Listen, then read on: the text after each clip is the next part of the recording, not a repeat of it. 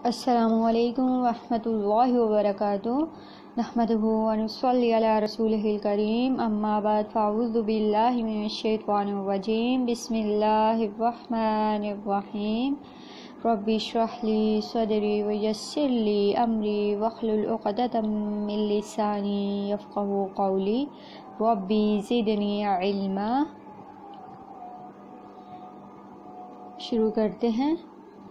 آج ہم نے کرنا ہے سبق نمبر 5، حروف کے مخارج کا بیان۔ مخارج مخرج کی جمع ہے، جس کے لغوی معنی ہے نکلنے کی جگہ۔ اصطلاحی تعریف حروف کو ادا کرتے وقت جس جگہ آواز ٹھہرے اور اس سے ایک حرف دوسرے حرف سے جدا ہو جائے، اسے مخرج کہتے ہیں۔ دانتوں کا بیان۔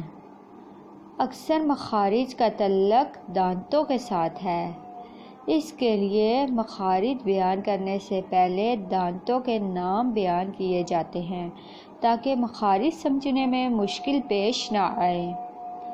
انسان کے منہ میں 32 دانت ہوتے ہیں، 16 اوپر اور 16 نیچے۔ ان میں سے 12 دانت اور 20 داڑیں ہیں۔ دانتوں کے ناموں کی تفصیل۔ نام: ثنایا، سامنے والے 4 دانتوں کو ثنایا کہتے ہیں۔ اوپر والے 2 دانتوں کو ثنایا علیہ اور نیچے والے 2 دانتوں کو ثنایا سفلی کہتے ہیں۔ رباعی، ثنایا کے ساتھ اوپر نیچے دائیں بائیں ایک دانت کو رباعی کہتے ہیں۔ انیاب، رباعی کے ساتھ اوپر نیچے دائیں بائیں ایک دانت کو انیاب کہتے ہیں۔ دواحق، انیاب کے ساتھ اوپر نیچے دائیں بائیں ایک دانت، ان 4 دانتوں کو دواحق کہتے ہیں۔